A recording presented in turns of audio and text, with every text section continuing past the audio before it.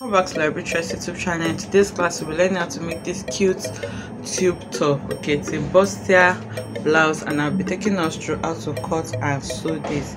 If this is something you would like to learn, kindly stay tuned to the end of this tutorial. Thank you. Okay, so to make this tube blouse, I'll be going off by 6 inches. Okay, so this is my starting point, and I'm going off by 6 inches on my tape measure before I start to take my measurement. So the armhole measurement that I'm working with is 8.5 inches. So I'm going to try to simplify this as much as possible.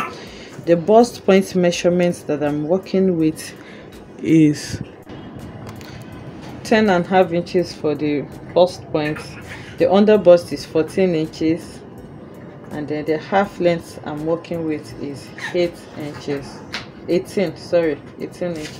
So I'm going to make all of these into a straight line. So the lines are marked now and they are all labeled. So the next measurement you need is your bust span measurement, also known as the nipple to nipple measurement. And for this I'm working with a measurement of 8 inches, and this is a half scale body, so I divide that by 2, and that's going to give me 4 inches. So from my center front, I'm going to measure 4 inches, and then I'll make it also into a straight line. So after doing this, on my under bust line, I'm going to take a dart of 1 inch on both sides. That's a total of 2 inches dart. This is actually dependent on how big the bust is. And then I'm going to do the same on my waist measurement. So on my waist measurement also, I'll take a dart of 1 inch, and then I'm going to connect these two lines. So after connecting the lines on my bust point, I'll go down by by half an inch or 3/4 of an inch, and then from there, using a curved ruler, I'm going to connect to my under bust. Okay, so using this curved ruler, I'm going to connect it from my that leg here in a curved way like this. Okay, so now this is my dart. The next thing I need to do now is to take the dart on my upper part also. So there are different ways you can do this. You can do this and take your bust dart, but for this I'm not going to be using a bust dart, so I'll be taking the same 2 inches dart on my starting point line here. And to do this, I'm going to be sharing the dart, so I'll just take like half an inch on this side, and then take more of the dart on this side, because I want the cup to be really pronounced. So you can either do 1 inch or whichever one you want to do, and you can even take the 2 inches on one side, but it's easier for you to join if your darts are uniform. But I just like to have the more darts on this side and take the lesser darts on my center front side. So here I'm going to be taking half an inch, or you can just take 3/4 of an inch. Then here I'm going to take 1.25 inches. Okay, so you can see how I'm dividing it. So this is just more by around half an inch. So the next thing I'm going to do now is to also connect this to my bust point line using this slightly curved side of my ruler. So I'm connecting it like this, and then I'm connecting the other one also same way. So you can use a straight ruler for this, but I just want it a bit curved, so you can connect it using your straight ruler, or you can just curve it the way I have done. So the next thing is to start taking my circumference measurement. But because this is a Basque bustier blouse, I want to extend the length for the front to where I want it to be. So for my front now, remember I stopped my measurement on my waistline. So here I'm just going to be adding around 6 inches to my waistline measurement here.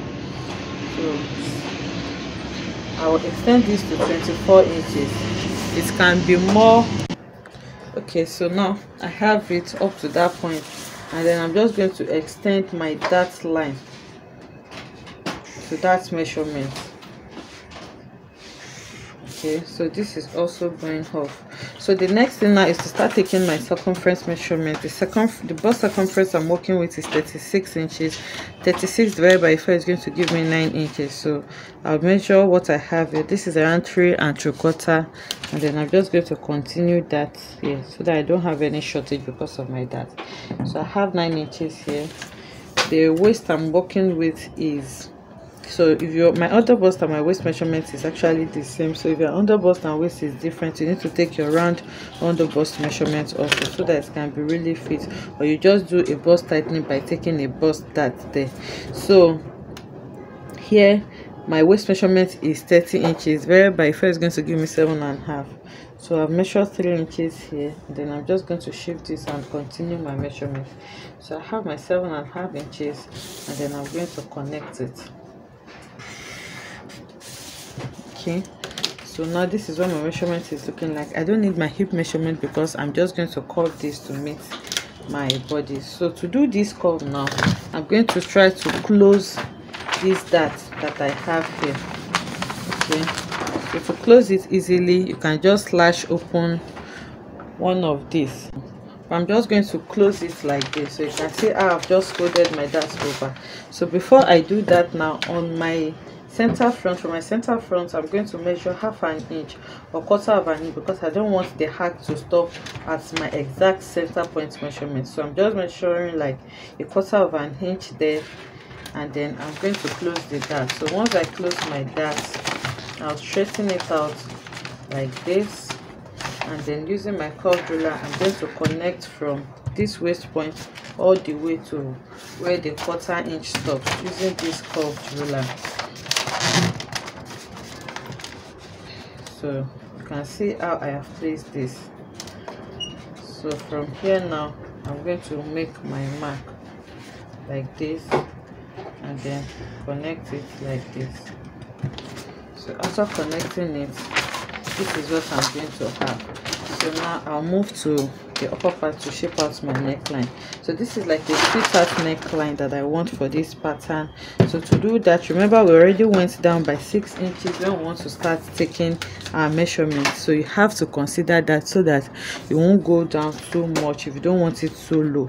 So for me, I think around 7.5 inches is fine for me. So here I'm going to measure 7.5 inches as the depth of my neckline. And then using this same curved ruler to have my sweetheart curve, I'm going to connect it to the first dart leg that I have here. Okay, so now the measurement that you need to complete this is your round chest measurement. That's your upper bust measurement. So because this is a tube, you need to take that measurement really firm because you don't want your bodies to be. So I just quickly want to show us how to take the upper bust measurement. So here now, this is where the bustier is going to rest on, where it's going to stop. So you need to take that measurement really firmly. So you can just take it round from front to back like this, and then make sure it is really firm, or you just take your front measurement separately from your side seam here all the way to the other side seam here, and then you note what you have, and then you also turn to the back where you're going to be placing this bustier. You need to take the measurement from this side seam also to the other one. So this measurement is very important because you don't want your dress, for your outfit, to be coming down so that it's not going to expose your bust. Okay, so the measurement for my upper bust for the front is 14 inches. So 14 divided by 2 is going to give me 7 inches. So here I'm going to measure what I have, and I have around 3.5 inches here. So I'm just going to continue that measurement to make up my 7 inches. Okay, so remember this pattern does not have allowance yet, and I need allowance to join it together, and then for my side seam. So for that, I'm going to be adding 1.5 inches allowance to this. You don't need too much allowance so that your outfit is not going to be bulky by the time you're through. So I've added my allowances, and then I'm going to connect them together.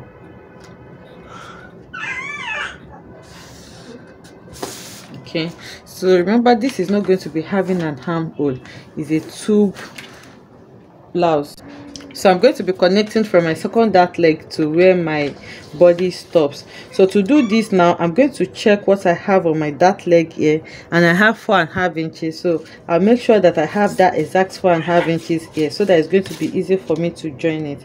So here I'm just taking my tape measure, and then I'm measuring. So my 4.5 inches stops here. So from there now, I'm going to take my curved ruler, and then I'm going to connect to this point. Okay, so this is what I have for my front part of my bustier. So now I'm going to cut this out. So using these scissors now, I'm cutting from the hem. Remember the 0.25 we went inside with, don't forget that. Then I'm going to cut away my dart. So this is my center front,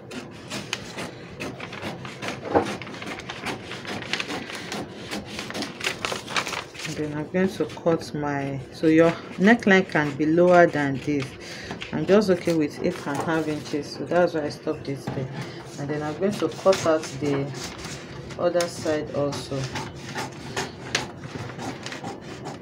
Okay, so before I do this now, I want to extend this measurement so that it's going to be easy for me to draft my back panel. So now I need my armhole measurement, so I'll extend that to the other side from my armhole, and then I also need my waistline measurement. Okay, so there I'm going to draft my back panel. Okay, so I just started to draft my back panel first. So this is my armhole line for the back, and this is my waistline. So the first thing I like to do for my back panel is to take away 1 inch here, and then I'm going to connect it to my armhole. The reason why I'm taking this away is to avoid gaping at the back, so that my back can lie flat. So after taking this, I'm going to take my zipper allowance of 1 inch. So from there now, I'm going to take my 1 inch allowance on here and here. So this is going to be my zipper allowance before I start to take my actual measurement. So the first thing I'm going to do now is to take my dart measurement, and I'm going to be using my nipple to nipple measurement, which is 8 inches divided by 2. 8 inches divided by 2 is going to give me 4 inches. So from where my dart allowance stops here, I'm going to take 4 inches, and then I'll take that on the lower part also, my zip allowance, sorry, and then I'll make it into a straight line. So for my dart, I'm taking a dart of 1/2 inch on both sides, and then I'm going to connect it to my armhole point there. Okay, and then for shaping this neckline here, I need to take my bust measurement. The bust is 36 divided by 4 is going to give me 9 inches. So I have 9 inches here, and then the waist is 30 divided by 4 is going to give me 7.5. So I have 2.5 inches here. I'm just going to shift it and complete my 7.5, and then I'm going to connect this together. Then I'll take my same allowance of 1.5 inches on both sides, and then I'm going to connect that also. Okay, so for the neckline, you can leave it as flat like this, or you can just reshape your neckline. So remember, we went over by 6 inches before taking our neckline measurement. So here I want my back neckline to be a bit low, so I'll make it around 9.5 inches here, and then using my curved ruler, I'm just going to connect it to my side like this. Okay, so from there I'm going to connect it to my side, and then I can cut this out. So this is my back, and this is my front. Okay, so I've cut this out now. These are my 2 pieces for my front. So this is the center front, this is the side front, and then if you place the side on each other, you will see that it's going to rhyme at that place where we cuff it. So it's important that you close your dart before you make that cuff. And then this is my back panel. So my back now, I'm just going to close my dart because I don't want any seam there, and then I'm going to hold it with the tape before I go ahead to cut it out on my fabric. So I'm going to go ahead now and cut all of this on my fabric, and then I'll bring it back so that we can continue. Okay, so these are my pattern pieces. So I've gone ahead to cut this on my fabric now, and then just added allowance on the upper side to turn it. I don't have enough fabric, I've added on the lower side also, so I don't need to add allowance on my side because I already did that on my fabric. So I cut both my lining and my main fabric exactly the same way. This is the front. So the next thing now is to remove my patterns, and then I'm going to go ahead to join the front and back dart. Remember, I've already closed the back dart, sorry, the front dart. I've already closed the back dart, so I don't need to join it again. So you just need to notch your zipper area because it's going to look similar because there is no dart there, so that you know where your zipper is going to be fixed. So now I remove my front now, and then go ahead to join both the lining and the main fabric together on the dart lines. So after joining it on the dart lines, I want to create like an illusion boning channel. So you can use your bias to do this, or you can just, but I'm just using this trimming that I have at the dart line. So at the dart lines, I'm going to be using it to cover my stitches there, and also I'm going to add it at the center front.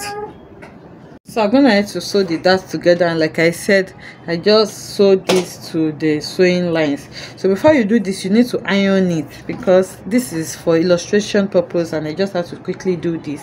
That's why I've not ironed it so far. So now I've done this. Now you can see my cup area is really firm. So if you want to pad it, you can go ahead and pad it with maybe a bra foam or wadding. I have a tutorial on how you can cut your padding, and if you're adding a ready-made bra cup, you can also add it to it. So the next thing is to place my front and back on each other and then sew it on the sides.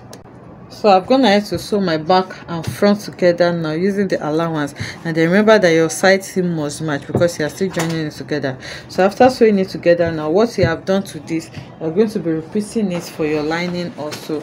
And then I've already done this to my lining, so this is my lining. So to turn it neatly, I'm going to be placing my main fabric against my lining, and then I'm going to match all the important points together. So they all have to match, your dart lines have to match, your center front have to match, because you're going to be using it to turn each other. So after not marking everything together like this, I'll take it to the machine and sew it round. Then I'm going to leave a little space at the center back area to turn it out neatly, after which I'm going to close it by the time I turn it out. So I'll take this to the machine now, and then I'll sew it. So I'm just going to dip my hand into this small space. Then that is after you must have not, remember we have so many cuffs, so you just take your scissors and just notch around the cuff so that you can iron it easily. So I'm going to notch it round and then turn it out. So all the cuffs on your hem also, you notch it so that they can open up easily for you when you are sewing it, when you want to iron it. So after notching it round, I'm just going to go ahead now and turn it out.